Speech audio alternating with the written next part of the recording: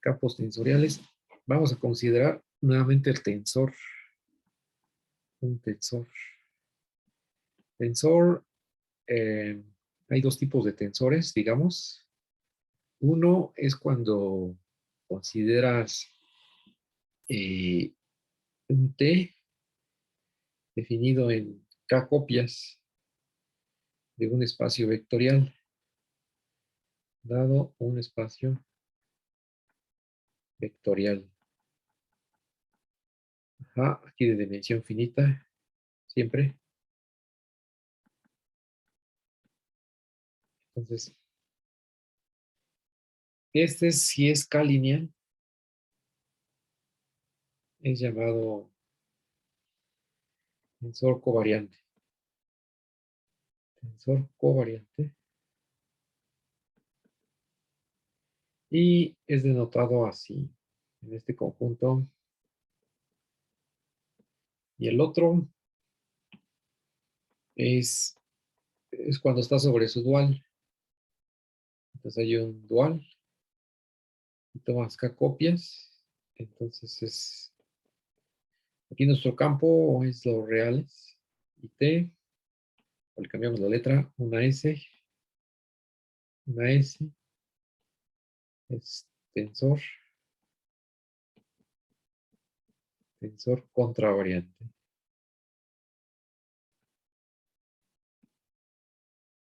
Sobre el espacio dual. Entonces aquí es S en el espacio de tensores B. Esas son las dos terminologías que vamos a tratar de seguir. Covariante y contravariante.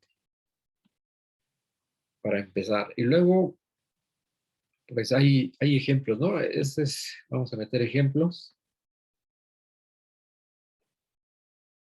Pues ya los hemos considerado en otros contextos, pero aquí ya sobre el tema de tensores. El primero va a ser ejemplo 1. Aquí ejemplo 1. Entonces, considero el más fácil, ¿no? Una forma bilineal. Una forma bilineal. Ajá. Y ya, bilineal nada más. Entonces, es una T que va de un producto cartesiano a R, que sea lineal en cada entrada, ¿no? Son dos lineal. Entonces, este es un espacio, este es T, es un 2 tensor. Es un 2 tensor. Y pues hay dos casos de formas bilineales. Uno es de que cuando T es simétrico es cuando puedes conmutar aquí los elementos en B. Y el otro sería T es antisimétrico,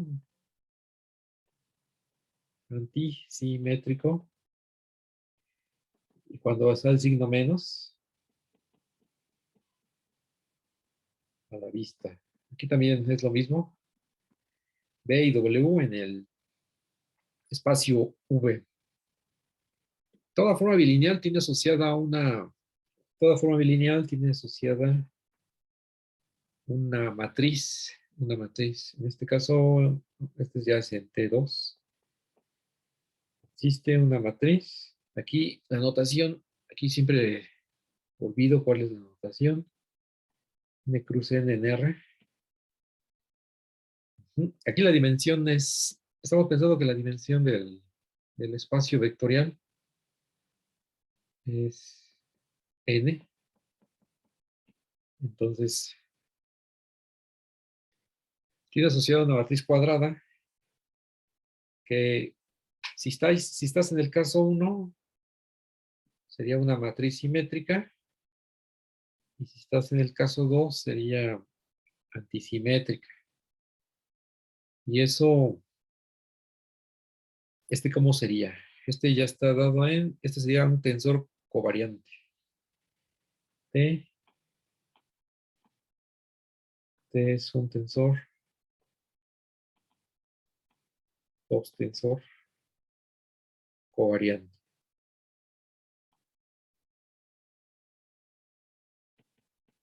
Es un ejemplo de un tensor covariante.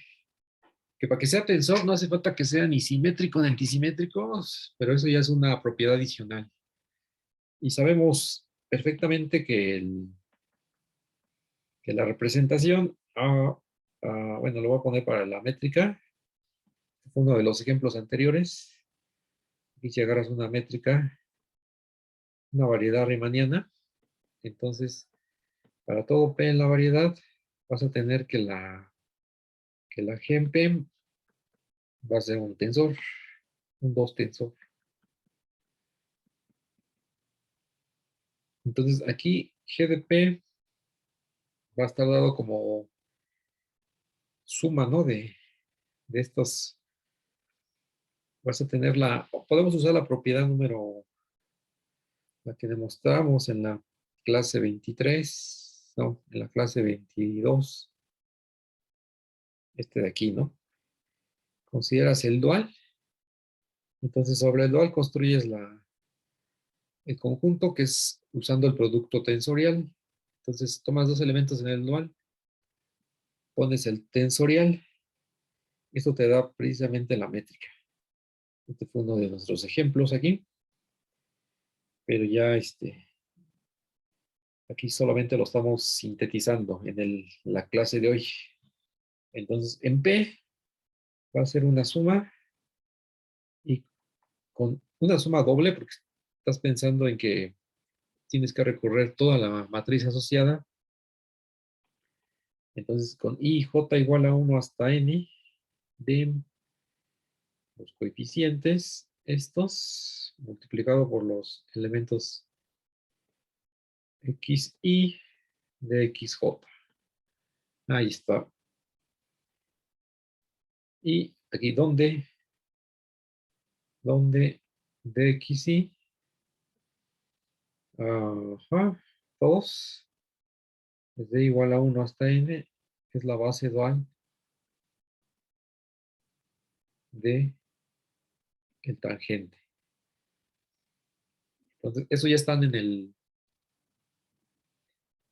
esos elementos deben de estar en el cotangente, ¿no? En el espacio cotangente. Entonces, cada DXI está definido sobre el tangente a los reales, lineal, lo cual es equivalente a que estos cuates sean uno tensores, ¿no? Uno tensores en el TPM. Entonces, de ahí, es, la G, ¿qué va a ser? La G va a ser un dos tensor. Es un dos tensor. Aquí vamos a poner, pero tiene más propiedades, ¿no? Tiene un montón de propiedades. Es como el producto punto, lo que va a satisfacer que sea simétrico, y que también sea definido positivo. Definido positivo. Eso es. Entonces es una forma bilineal, simétrica, definida positiva. Y el de arriba, el 1 tensor, habíamos comentado que estos son el mismísimo espacio dual, que se denota con la estrellita del álgebra lineal. Entonces, la estrellita se la ponemos por acá, ¿no? Que significa exactamente lo mismo. Y este cuate es el que se conoce como, o sea, cualquiera de estos tres, todo es lo mismo, es el espacio cotangente, que es el espacio dual del tangente. Solamente que aquí ya le ponemos ese nombre. Solamente es considerar los funcionales definidos sobre el tangente. Entonces, los que te generan los funcionales son los mismos, las d de x Entonces aquí vamos a pasarnos al ejemplo base. O sea, el ejemplo quizás es de los primeros, ¿no? Que uno ve cuando está viendo el espacio dual. Entonces, dado B, porque son ejemplos explícitos, un espacio vectorial. Espacio vectorial. No, vamos a considerar algo más bien concreto. Dado una T que va de R2 a R, ¿no? Entonces, esta va a tener, es lineal, entonces va a tener la forma de TXY igual a, es una combinación lineal AX más BY. Entonces, de acuerdo a la propiedad esta que vimos metiéndole los elementos aquí, ¿no? EI, EJ. Aquí tengo que considerar mm, cuatro, cuatro posibilidades, ¿no? A ver, aquí está chueco esto. Tengo que considerar cuatro posibilidades cuando es solamente E1. Entonces sería 1, E1 más 0, E2. Es el 1,0.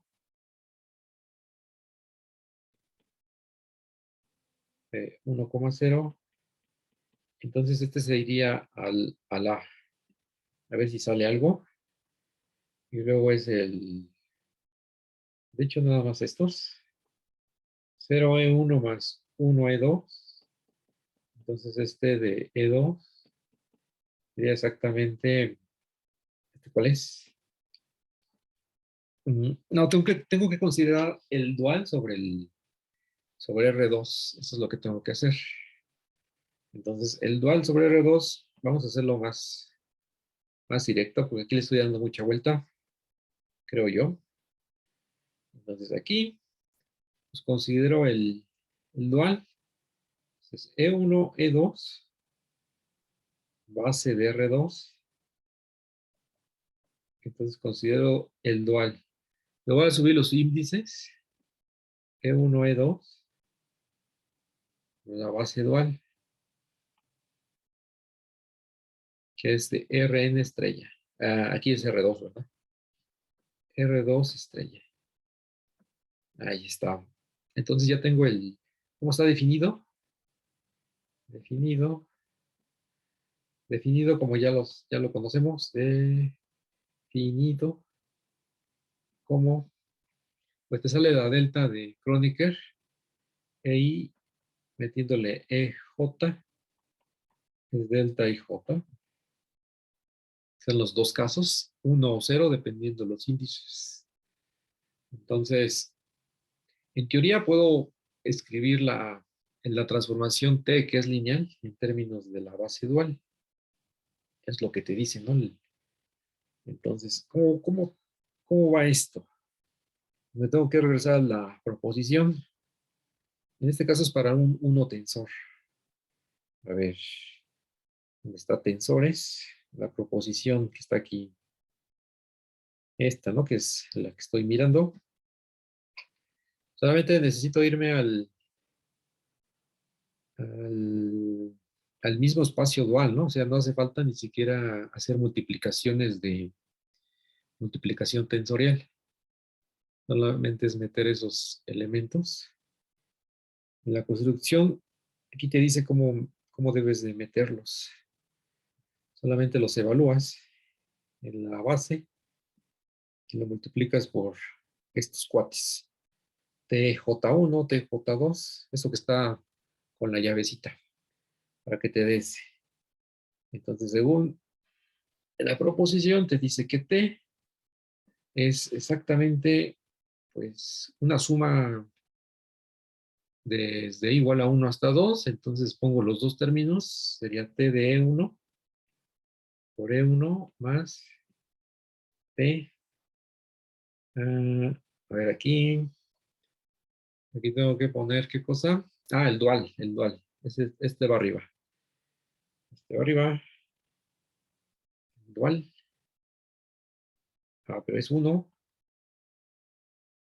más T de 2, que es 2, ¿vale? Entonces, ¿esto quién es? Pues ahora es lo que estaba calculando al inicio. El 1,0 es el A, aquí el elemento de la base, y el que estaba, el T en E2, que estaba calculando al inicio, es el B en E2. Así es la representación. Así. Entonces, si uno le mete una combinación lineal, aquí de elementos de la base, canónica en R2, sería X por E1, más Y por E2, pues se tiene que meter a cada uno de estos cuates X, E1, Y2. Entonces aquí los cruzados no van a sobrevivir porque la delta te da 0. El único que te va a sobrevivir es cuando sea el índice igual, arriba y abajo. Subíndice y superíndice. Entonces sería E1, aquí falta la X, porque la E1, bueno, lo voy a hacer así antes de sacar la X. Y el otro es B, es E2 y es Y, E2. Ahí está. O sea que aquí ya estamos viciados porque esto parece un producto de binomios, ¿no? Y en realidad sí se hace, todos con todos, con pero los cruzados dan 0 por la delta de Kronig. Y, pero es distinto, ¿no? No es multiplicación de escalares, sino el E1 arriba está actuando sobre el E1 abajo. Y pues aquí ya lo que tenemos es que sale las constantes E2 y cada uno de ellos es 1, efectivamente, ¿no? Como uno ya quería hacerlo. Y ya si te quieres ir a Rn, que es directamente en Rn, en el mismo ejemplo, tienes una transformación lineal T, que es un tensor. Entonces, es lineal aquí. ¿Qué te dice el resultado a la proposición que he estado regresándome, pues te dice que T es de la forma, aquí también es una suma en una línea, entonces va a ser voy a ponerlo cada uno por separado, T aplicado a E1, por E1 arriba, así, hasta llegar a T aplicado a N, por N arriba, ¿no? Exactamente como tenemos en la proposición y como en el ejemplo que tengo ahí a la vista. Entonces, si defines, si T de EI y haces que el AI sea el T de EI, que es un real, entonces ya tienes que la T es una suma de estos cuates, la N por N. Y si lo metes en un vector, x1 hasta xn, funcional lineal, entonces es A1x1 y los que siguen igual, AN por xn. Ahí está. O sea que es la transformación lineal. Como estamos en Rn, puedo ocupar aquí el A.x, ¿no? Donde A es el vector de los As, Is, y X es de los vectores X1 y Xn, ¿no? O sea que directamente tienes que toda transformación lineal se puede escribir como un producto punto de un escalar por tu vector donde lo estés evaluando. Sería tu T de X lineal. Es como aplicación inmediata, ¿no? De ¿este sería qué cosa? ¿Ya dije? No. Este es un tensor covariante. T es un tensor covariante. Aquí estoy considerando el espacio vectorial. Y viene el ejemplo, ¿no? De Cuando nos pasamos a variedades, vamos a pensar variedades. M, una variedad diferenciable. Variedad diferenciable. Y te agarras una función ahí en M. Esa diferenciable. Entonces, tenemos clarísimo que la diferencial de f, evaluada en un punto, va del tangente a los reales, que es la derivada direccional. A cada vector que le metas que venga del tangente, se le aplicas a la d de f y te da la dirección. La tasa de variación, ¿no? En esa dirección de tu función f. Y después es lineal. Lo que va a suceder es similar. Pero ahora, ¿quiénes son tus es? Porque aquí ya cambia. Es la notación. Aquí, las es, is son las parciales para un sistema de coordenadas. Acuérdense, si estás hablando ya de parciales, ya tienes que hablar de una parametrización. Entonces, la parametrización te da las parciales y la base del...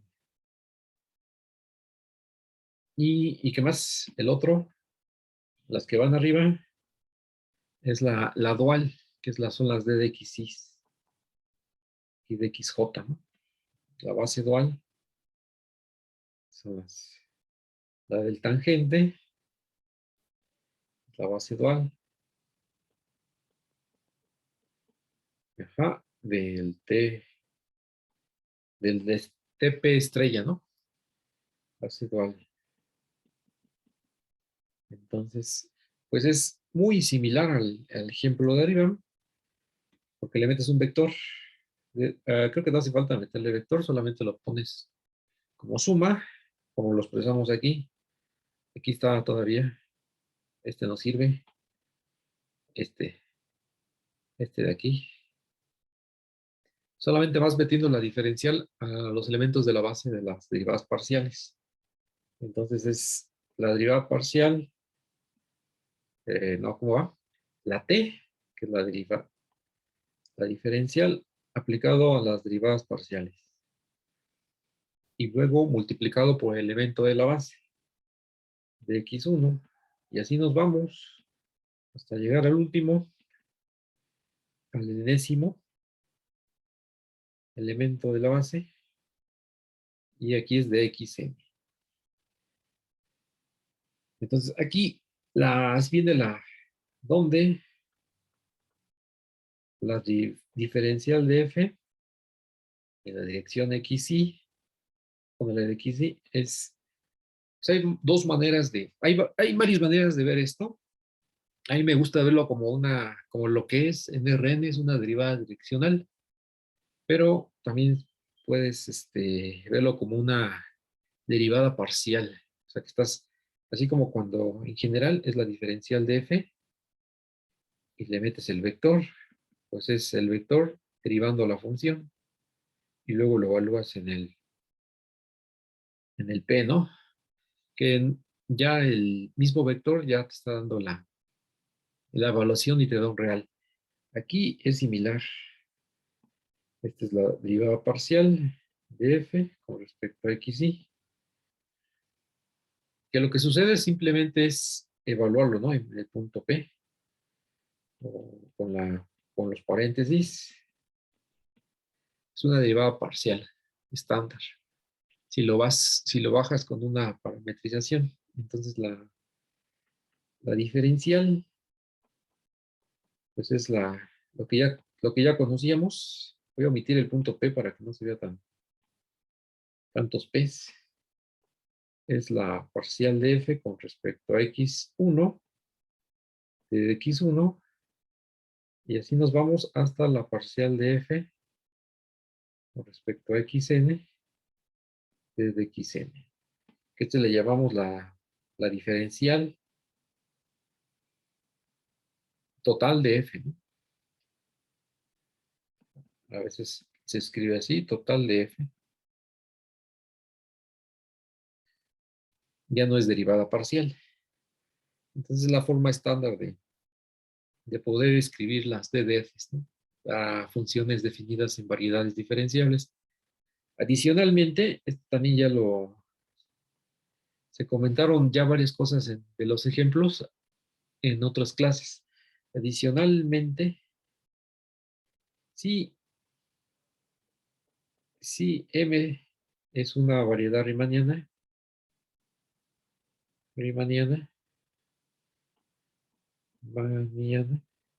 entonces vas a tener que la diferencial de F, metiéndole un vector, se puede escribir, pues ya lo tienes como arriba, pero ahora lo puedes escribir como el gradiente de F, multiplicándole por inclusive, ¿no? Aquí le puedes meter un campo vectorial, voy a ponerlo como X, el producto del gradiente de F con X, donde X es un campo vectorial de M. Eso es. Y resulta también ser para la diferencial en un punto resulta ser un covector, ¿no? ¿Cómo se le llama? A estas cosas, un tensor covariante. Solamente estás en el de tamaño 1. Notar que DDF, DDF en P está en estos cuates. Ajá. Igual aquí está faltando una estrella, pero que es el mismo dual, ¿no? El mismo dual. Ahí está.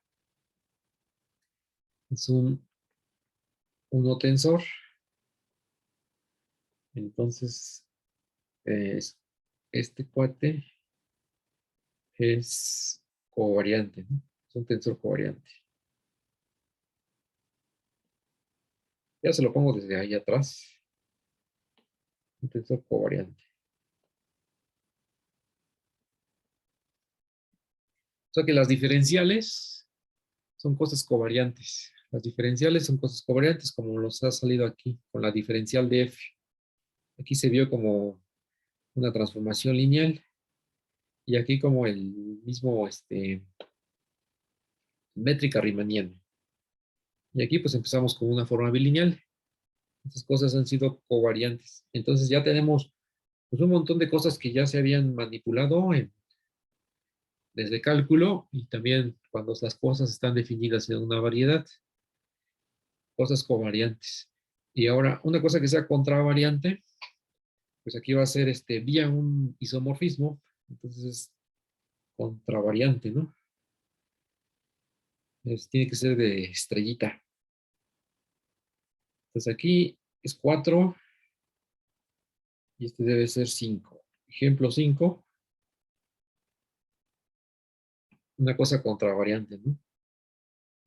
Objeto, mejor tensor, ya tiene nombre, tensor contravariante. Esto va a ser vía un isomorfismo. Entonces, tienes B, un espacio vectorial.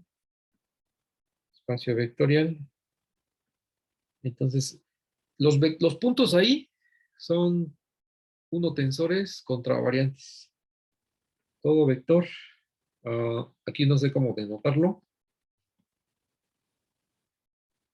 Es el B minúscula o el X, para que no se distinga.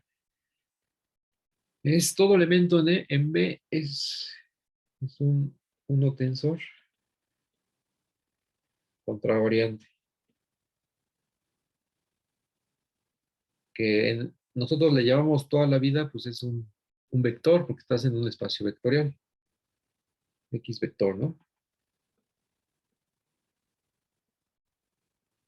B. Pero ya desde con este lenguaje es contravariante. ¿Por qué contravariante? Porque existe un isomorfismo existe un isomorfismo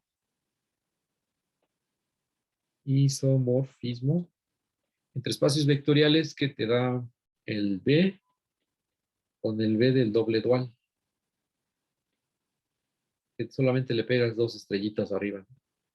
Que son funcionales sobre el espacio dual. O sea que son funciones que son lineales definidas en el dominio sobre el B estrella. Entonces, de esa manera ya tu X es un elemento definido sobre el B estrella. Aquí solamente recordemos, aquí es del álgebra lineal. Álgebra lineal. A ver si me acuerdo, si no, lo borro rápido. Tiene que ser aquí tienes que establecer la función, ¿no? La función phi, que va de B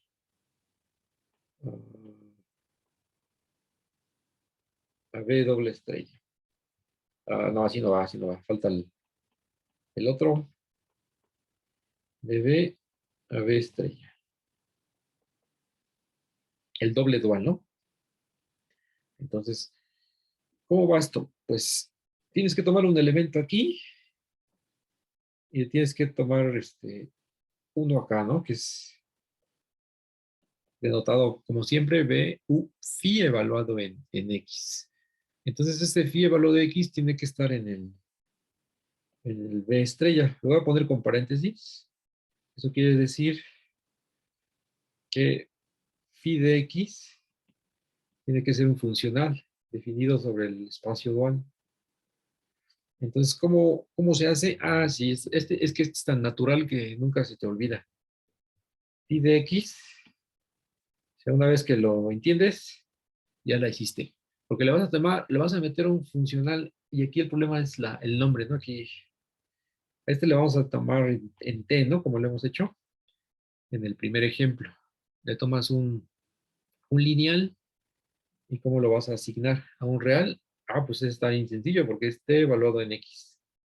Donde aquí es para todo E, para todo T en el B estrella. Entonces resulta que respeta la estructura, ¿verdad? Esta función phi te va a respetar la estructura de espacio vectorial. Si la cosa que es, aquí se puede mostrar que es inyectiva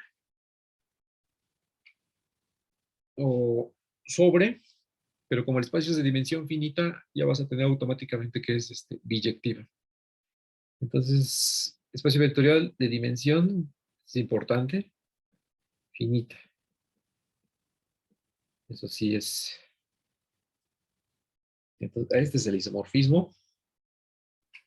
Y con ese isomorfismo lo que haces es, pues a los vectores en B, los ves como funcionales sobre el dual. Y eso es equivalente a que sea un vector contravariante. Exactamente eso. Y ahora con estos conceptos físicos, que también hay que en algún momento recuperarlos, pues tienes aquí un sistema físico, sistema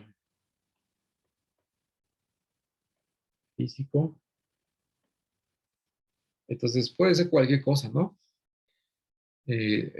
Puedes tener una variedad riemanniana, ¿vale? Entonces, cuando tienes una variedad riemanniana, ya tienes la conexión de Levi-Civita. Y si tienes la conexión, tienes la derivada covariante, que es exactamente lo mismo, pero restringido a lo largo de campos que viajan sobre curvas. Entonces, tu sistema puede estar dado por, aquí cuáles serían los puntos, un Q en M. Entonces, tienes las curvas en M como conjunto, así. ¿Y qué más? Ah, pues tienes una cierta masa, ¿no? Ah, un potencial. Entonces un B en una función en M. Entonces tienes que pensar en la segunda ley de Newton. Aquí la segunda ley de Newton, ¿qué te dice? Pues aquí estamos. A ver, aquí la persona, ¿no? Está pensando en eso. Entonces, qué te dice la ecuación que te da las ecuaciones de, qué te dice la ley de Newton que te da las ecuaciones de movimiento? Pues M, Q, dos puntos, es igual a la fuerza. Pero si la fuerza es conservativa, la que viene del gradiente de una función, pues sería más o menos así.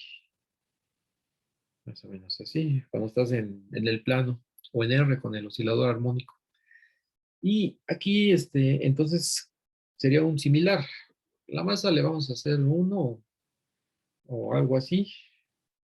Entonces va a ser Q dos puntos, pero Q dos puntos es la derivada covariante de gamma de Q punto, de Q punto, la derivada covariante. Y de este lado, pues sí tiene sentido considerar el gradiente porque estás en una métrica riemanniana. Ah, aquí no es G, aquí sería V. Entonces aquí están tus ecuaciones de movimiento, ¿no? Ecuación de movimiento. Entonces, ¿qué tiene que ver la gama con esto? Pues la Q de T es la gama de T, ¿no? Solamente que punto a punto es el punto Q.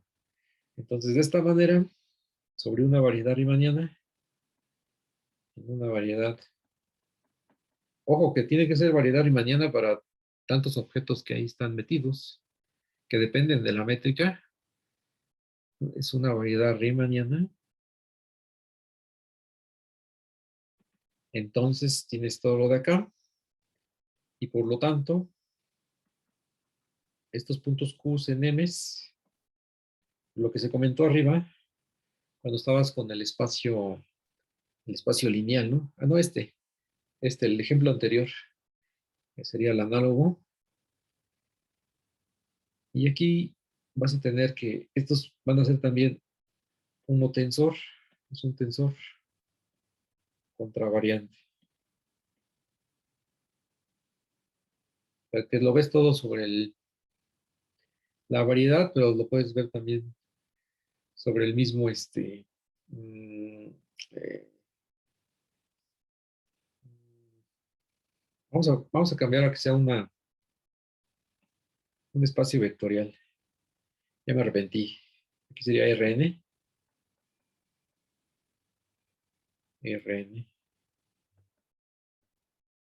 Y puedes tener alterada la métrica, ¿no? Entonces, la métrica puede estar alterada. Entonces, puede ser ahí la métrica rara, no necesariamente la euclidiana. Y esta sería la eh, Rn, ¿no? Sería un tensor contravariante. Aquí solamente notar si G es el producto punto usual, entonces la derivada covariante es exactamente Q2 punto. ¿Eso qué te hace pensar? Ah, pues sobre una variedad riemanniana, siempre a una curva la puedes derivar, que serían sus vectores tangentes. Siempre la puedes derivar. Pero una segunda derivada, pues ¿con qué? Entonces para eso haces construyes la derivada covariante a partir de la conexión. Pero cuando es el caso en que la G es el producto punto, te regresas a la que ya conocías siempre, la segunda derivada. A eso me refería la clase pasada, el lunes, que la derivada covariante es una segunda derivación. Es con respecto a los tensores, ¿no? Entonces, en general, aquí solamente cerramos con los ejemplos. En general, bueno, vamos a hacerlo para el caso 2. Un 2 tensor, lo cual es una bilineal, una forma bilineal. Tiene una matriz asociada, ¿verdad? Y esa matriz se puede pensar, pues como igualito que en álgebra lineal, ¿no? Vas a tener una única matriz expresada, si estás en Rn, yo no lo hice en Rn, aquí arriba, en el primer ejemplo tuvo que haber sido, sí, aquí está. Entonces, ¿qué satisface? Voy a regresarme al primer ejemplo. Entonces, aquí el satisface que, tal que, voy a poner aquí, tal que t de x w es igual a, pues aquí la matriz, aquí el w, viéndolo como vector así, actuando sobre la A, y aquí el B, ¿no? Y aquí es traspuesta. Entonces lo estás haciendo una base para el espacio vectorial. V, la forma en que se puede escribir. Entonces siempre estás ahí, una bilineal siempre tiene ahí pegada además de una forma cuadrática, su matriz asociada. Y eso es en general, ¿no? Puedes pensar en una matriz, una matriz estándar, y esa matriz, pues realmente es como la conocemos de álgebra lineal, ¿no? Es una matriz cuadrada, es una matriz cuadrada. ¿Quién es esa matriz? Pues es la A, compuesta por los elementos T de, ¿cuántos I? J, ¿no? O sea que, vamos a, sería el IJ, algo así, ¿no? Se escribe. O sea, las entradas son IJ. Pero, ¿qué pasa para un N-tensor o un K-tensor aquí? Un K-tensor. Bueno, si es un 3-tensor, sería una cosa como una especie de cubo, ¿no? Donde cada cubo de enteros, en cada entero viene un número. Esa es una cosa 3 lineal y es K lineal. Pues ya es una hipermatriz, ¿no? Ya esto como que se puede pensar como una matriz de dimensión K. Matriz de dimensión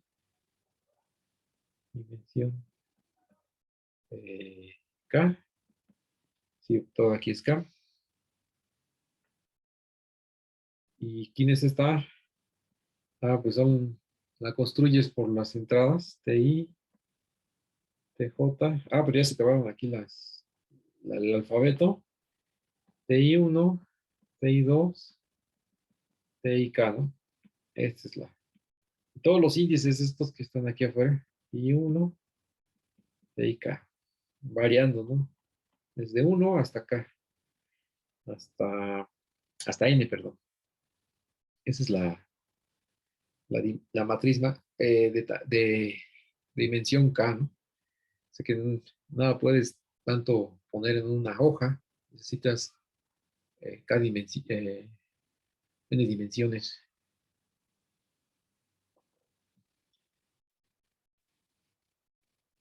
Es como que haciendo un poco de especulación, ¿no?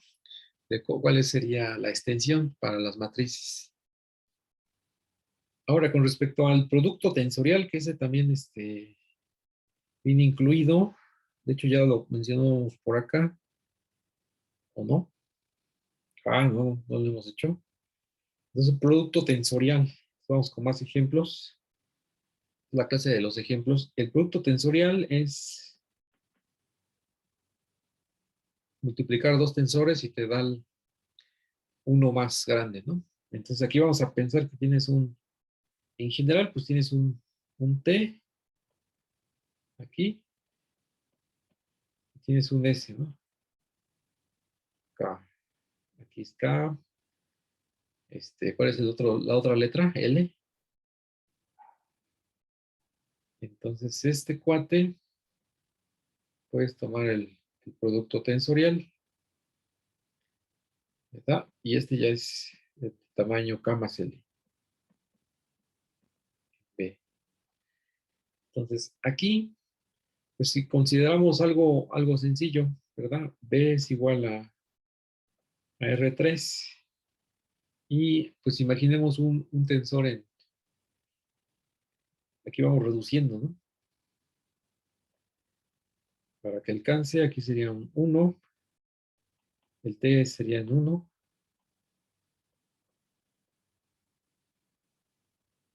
y este también que sea 1. Entonces, T y S en 1.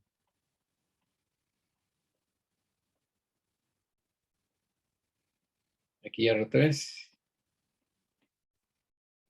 Entonces, pues en principio, ¿cómo está T y S? Eso creo que ya lo vimos arriba. Eh, sí, porque estos cuates son T y S, son de R3 a R, ¿no?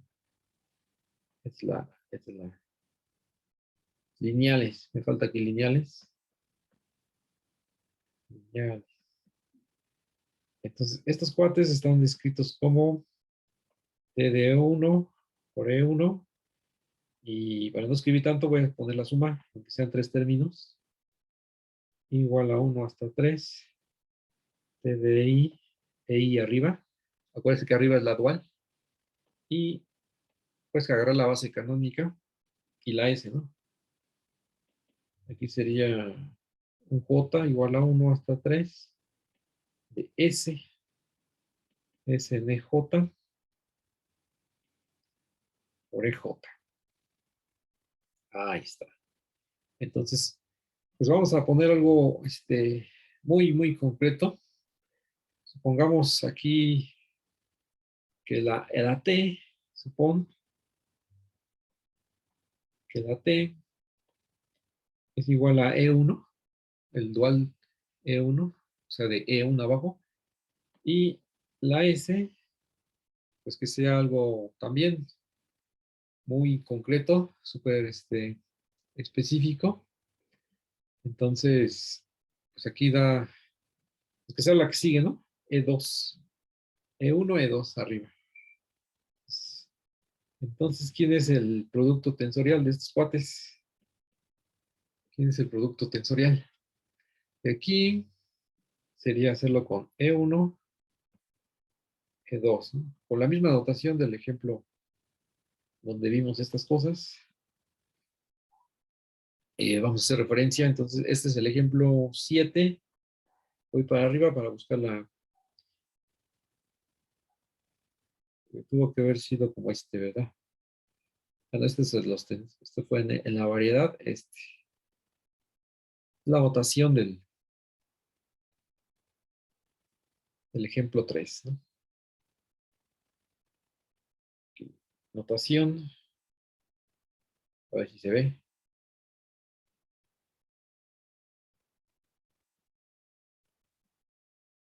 del ejemplo 3. Ahí está. Con respecto a las es is, es jotas, es todo.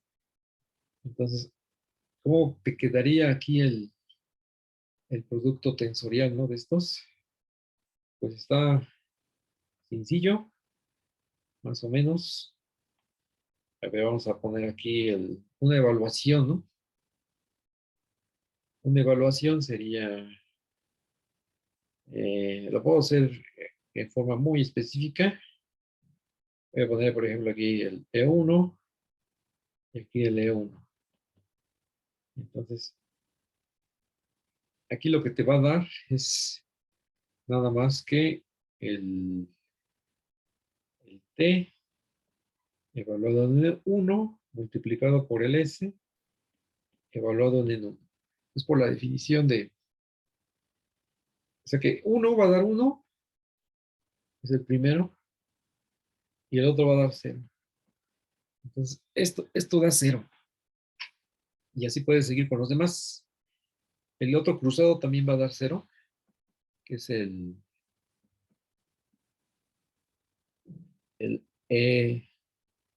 E2, E2. Estás pensando en la delta de Kronig.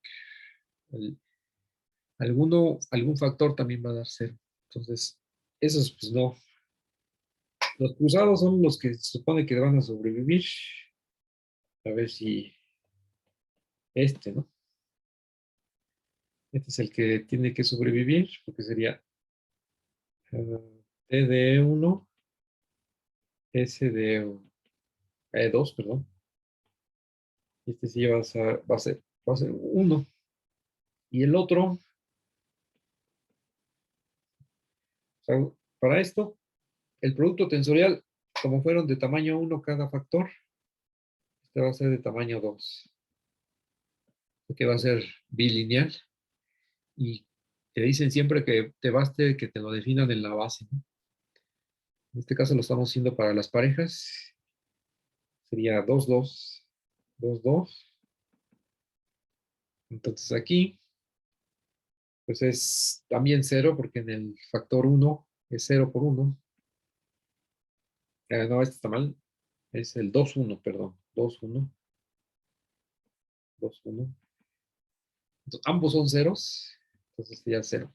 Entonces, todos son 0 excepto el del, cuando le metes el E1, E2. Entonces ya te dicen, pues ya te lo definí en la base, ¿verdad? Y ya con eso ya sabes todo. A ver si es cierto. Entonces, por ejemplo, aquí un T de vectores en general en R3. Aquí estamos en R3. Sería BW. Pues no sé, aquí no sé si hace falta meter, yo creo que no, es directo. Aquí es B y aquí es W. Entonces, ¿qué te hace la primera? Pues te proyecta a la primera entrada, ¿verdad? Sería B1. Y la segunda también te la va a proyectar, pero a la segunda. Ya que puedo poner aquí otro paso extra para ya no escribir. E1 de B, E2 de W. Pues, como E de B es igual a E1. Aquí lo descompongo en la base. E1, 2 del espacio original. Aquí es R3. Entonces aplico la linealidad. Todos son 0 excepto B1. Y el otro también.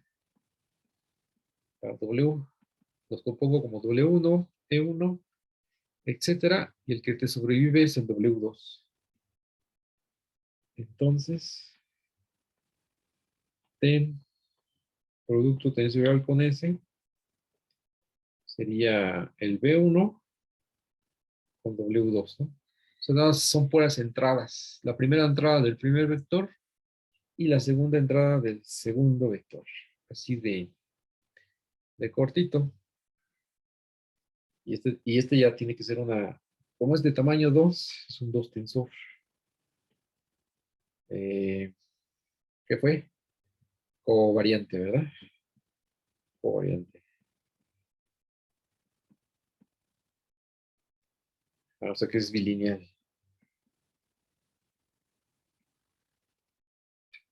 Y uno puede seguir así con los ejemplos hasta el.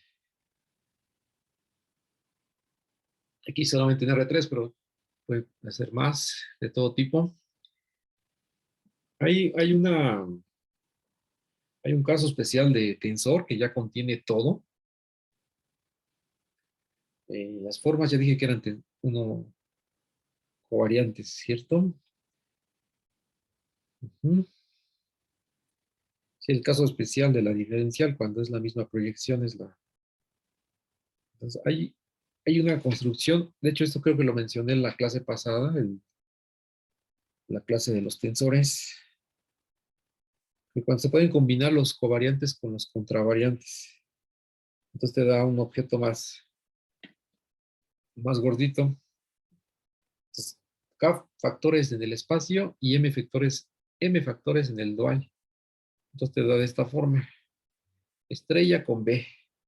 Así, con ese orden, porque luego me omito la estrella. Ya me di cuenta de eso, KM. Entonces aquí es la generalización del tensor, ¿no? Todavía uno va engordando ahí Entonces aquí sería K veces y en el dual sería M veces. En cada entrada es lineal. Entonces aquí es K más M lineal, ya con cada objeto, ¿no?, que estés considerando. Y pues este está definido con la notación que hacíamos alusión. Debe ser esta, no cambió nada. Parece que no. Ahí está. Entonces, ¿qué pasa cuando uno lo considera en, el, en una variedad, ¿no? En una variedad diferenciable. Aquí basta con que sea una variedad diferenciable. Entonces aquí el ejemplo número ¿qué? 8. Ejemplo número 8. M, una variedad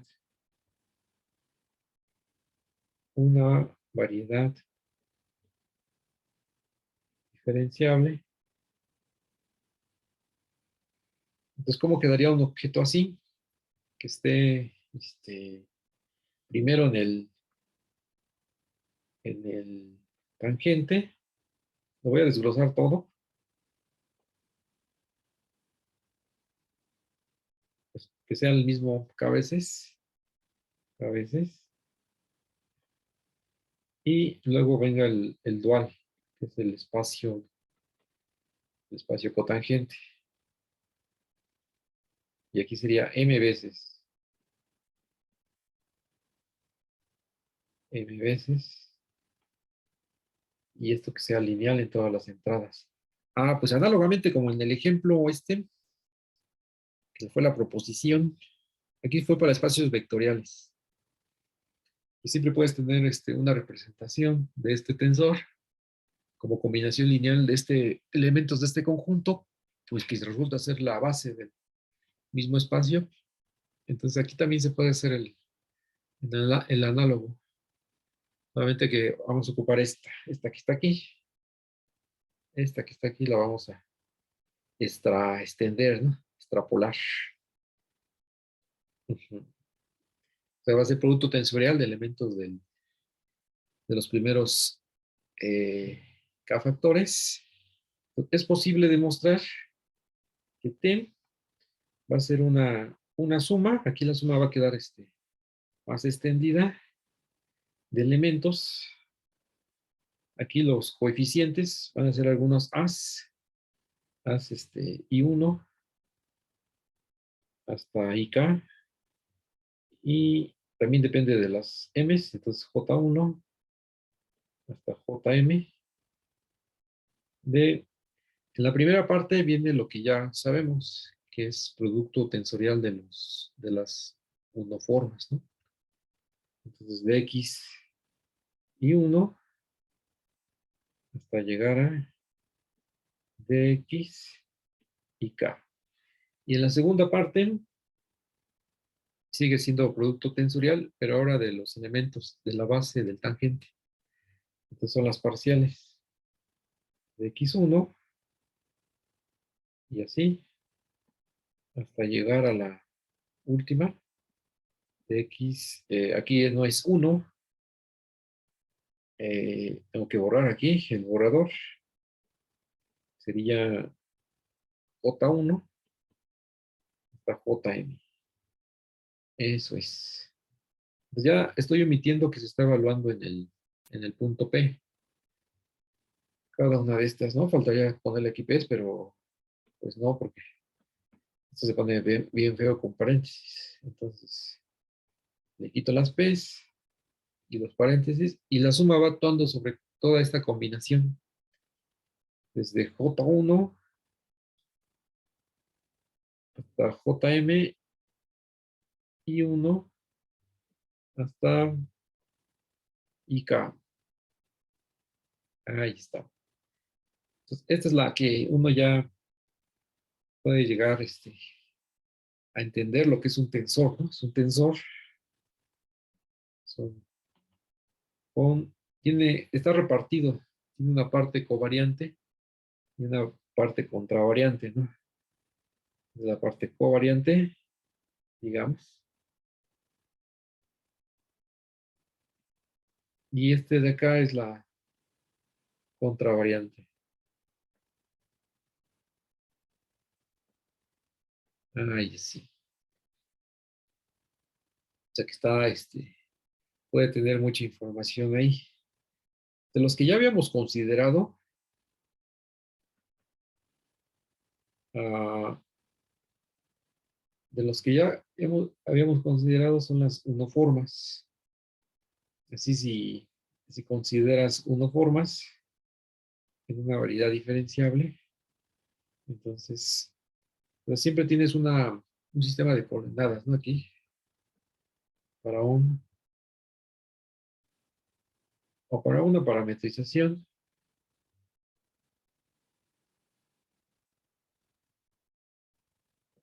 para una parametrización. Entonces aquí con el 9 también para una parametrización tienes los elementos del dual de x1, de xn, son, forman una base del, del espacio cotangente y siempre puedes armar tus formas diferenciales. Entonces, así como caso particular, todo T tensor, K tensor, ajá, definido sobre, o cómo se escribe, K tensor T, todo K tensor T, definido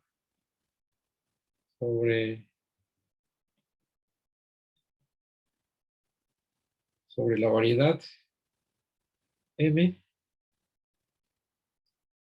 pues se puede escribir como un producto tensorial de estos cuates. Estos cuates pues son los T's. Cuando evalúas en los EIs, sería EI1, aquí falta la suma porque se me está yendo.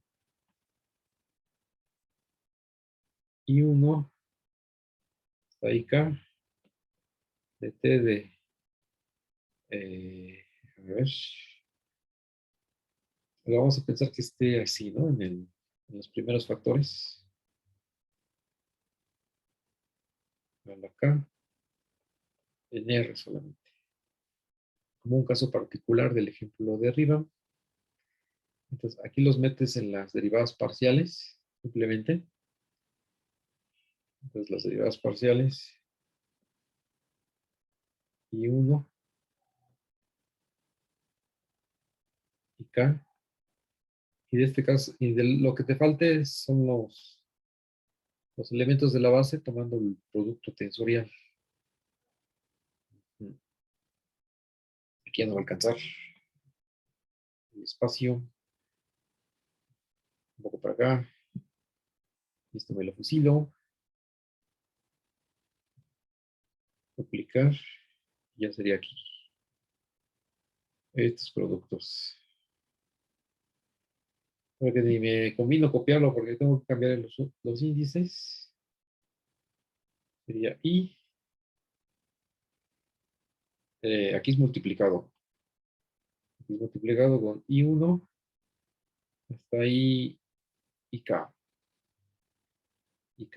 Entonces, es la forma en que se escriben estos. A ver, un segundo. No, serían los primeros. Entonces, aquí solamente por querer copiar y pegar ya me equivoqué porque ni siquiera fue eso lo que quería copiar. Desde X1, desde X y K, ¿no? Ahí está, ahora sí. Que como caso particular tiene siempre el- la métrica riemanniana para el caso 2 tensor. Entonces, el producto tensorial funciona para armar bases, ¿no? Y hacer cada vez más grandes el grado del tensor. Y también hay otro cuate que se le llama el producto cuña, ejemplo 10, el producto cuña de dos,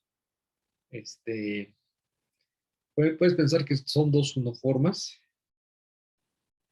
Entonces, pues aquí W y eta, unoformas, aquí como, bueno, vamos a evaluar en un punto que sean en el tangente. Sí debe ser este y aquí. Entonces, pues, eso significa que eta y W ya están evaluadas en un punto. Entonces agarran vectores y los asignan a los reales. Entonces puedes armar el producto cuña de ellos. Producto cuña, eso también lo llegamos a desglosar en un ejemplo, que sería metiéndole vectores. Aquí vamos a regresar a la clase pasada, en el ejemplo donde se manipuló esto, de la última parte de la clase, del viernes pasado. Es el wedge product y entonces es el ejemplo número 1. Aquí se ve, tomas 2 y los mandas a T. Uy, no me lo voy a grabar esto. Es B1, B2. Y luego se intercambian. Entonces estás aquí. Entonces B, W,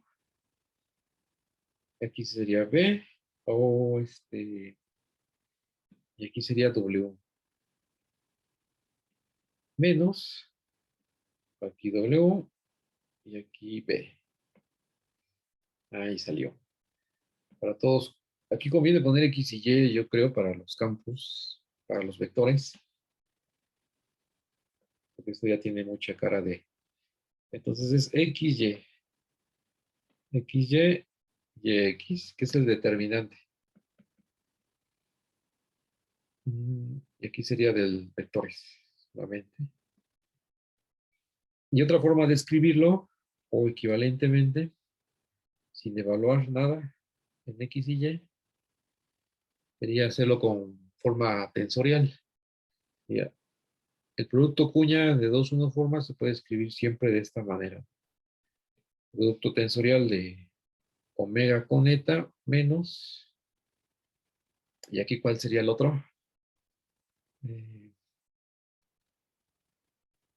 Aquí debe ser al revés, porque le vamos a meter la X a la eta. Entonces, eta con W. Ahí está. Y ya te da un 2 tensor sobre el tangente y es antisimétrico. ¿Cómo se le llama? Alternante. Alternante. Claramente, ¿no? Ahí cuando conmutas la cuña, sale un signo negativo. O el equivalente es de que cuando lo haces consigo mismo, es igual a 0. Que sea alternante para nuestros objetos, que son.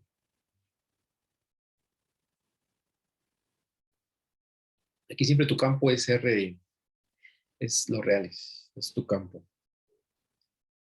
Entonces, pues ese es tu producto cuña. ¿Cómo se vería en un ejemplo? Este sí es lo que quiero ver. ¿Cómo se vería en un ejemplo? Pues el ejemplo sería, pues agárrate la variedad riemanniana, una variedad nada más, y tomas las DDs, ¿no? Las DDs, de hecho, puedes pensar que sea solamente ahorita le reducimos la dimensión, o sea, no tiene que ser de tamaño n, si es un ejemplo, vamos a hacerlo más concreto. Entonces las X tiene su sistema de coordenadas y todo, y con la notación ya tienes este cuate de x1 y de x2. Creo que no lo hemos hecho en este en esta lista de ejemplos. Entonces te preguntas quién es el... Estas son las homoformas. Perdón, aquí en este contexto son las...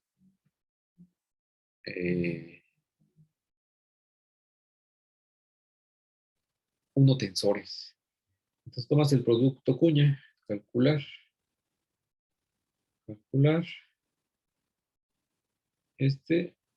en algún punto específico, que sea de la más claro, ¿no?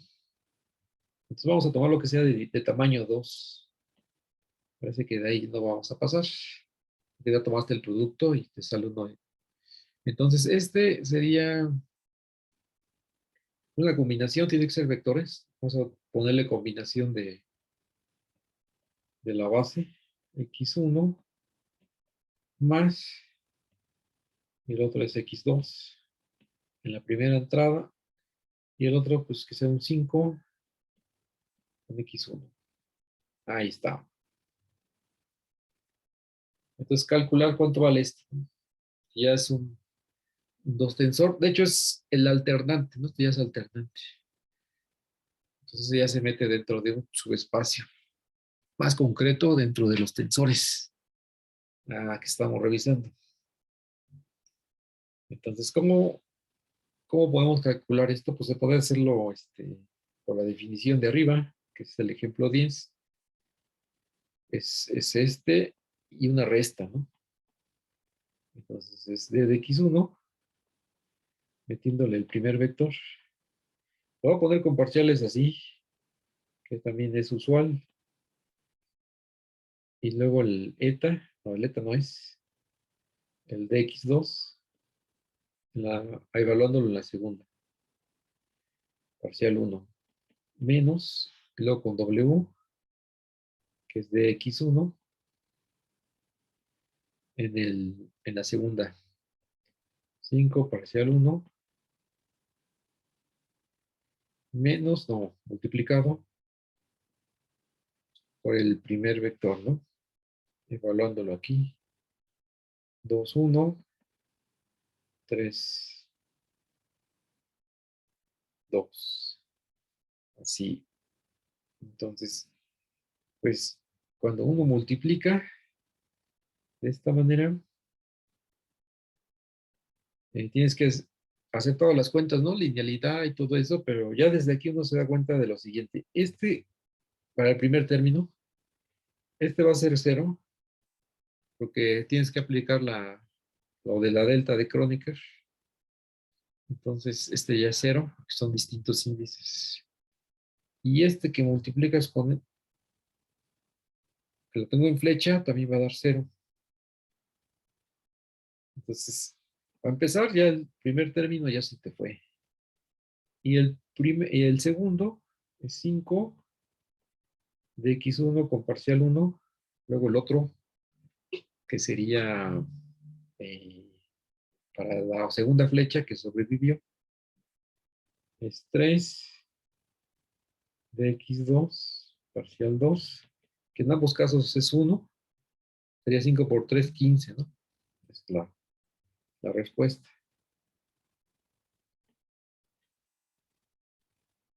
Entonces, ¿para qué sirve esto de multiplicar formas o tensores en forma alternante? Pues te da una forma de obtener elementos de área. Sería este ejemplo. O sea, primero en R2, ¿no? En R2 o en Rn. Tienes una forma de área, ¿no? Una forma, en este caso de volumen. De volumen es cuando no es una forma, aquí ya me fui.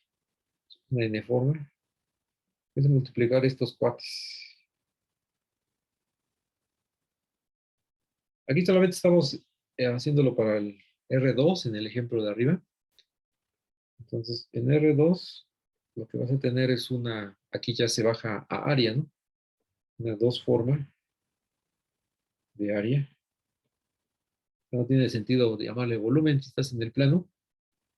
Y tus letras son dx y dy.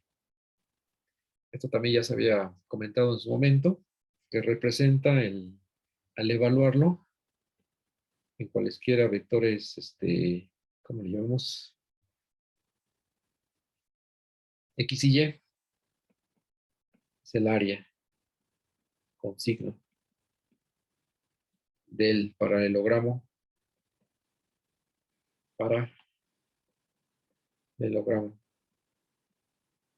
formado por X y Y. Pues dependiendo la orientación, porque ya estas dos formas ya se da cuenta de la orientación. Se puede hacer cuando metes los canónicos E1, E2, entonces ahí te va a dar un área 1, ¿verdad? E1, E2, te va a dar un área 1, pero si le metes el E2, E1, te va a dar un área negativa. Ese es el área del cuadrado unitario, solamente que depende aquí. Estoy ocupando esta fórmula, la que ya se manipuló en el ejemplo anterior. Entonces depende del área, ¿no? Es el área el que está influyendo. Depende de la orientación de los dos vectores para el signo de lo que te vaya a dar, ¿no? Análogamente, también se puede esto extender para cosas en R2 o en R3. Entonces, para superficies, una superficie en R3, entonces tienes la parametrización. Aquí está tu superficie, y aquí está tu parametrización. Aquí sí le vamos a poner las U y B. Entonces aquí está tu parametrización phi, ¿no? Entonces, ya habíamos visto notación para las parciales. Phi de U es el vector formado por los... Ahora voy a escribirlo. Es X de U, Y de U, Z de U. Y phi de B es con las otras derivadas parciales. Entonces, estos cuates están por acá, ¿no? En la base, son base del plano tangente en algún punto P. Entonces, pues exactamente la dos formas de área, ¿cómo va a salir? Pues las dos formas de área va a salir de la siguiente manera. Omega va a ser la norma del producto cruz de estos vectores multiplicado por d de u, d de b. O sea que tu dos forma de área de tu superficie se calcula desde el plano u, b. Esta es la dos forma. Ya es ya me pasé a formas ahora. Y sería de área de sigma, ¿no? A través de la phi. O sea, es importante la parametrización. Está íntimamente relacionada. Entonces aquí pues, nos queda clarísimo que si uno integra para conocer el área de sigma, pues tenemos que hacer la integral sobre donde esté definido aquí este cuate, algo más sencillo. Aquí sería una región R, ¿no? Una región R en el plano U, B, para que te salga el área de tu superficie sigma. Aquí sería de phi de U, cruz phi de B, d de U, d de B. O sea que lo que se hace en cálculo para encontrar áreas de superficies. Lo que se tiene que hacer es hacer la integral sobre la forma de área. Y el último ejemplo sería algo ya concreto de lo de arriba. El 13. Pues ya consideras Este va a ser tan sencillo que A la phi es el cilindro. Entonces consideras a la phi, pues tienes que tener el ángulo y la altura. Entonces, vamos a tomar que esté de tamaño 1, mejor R.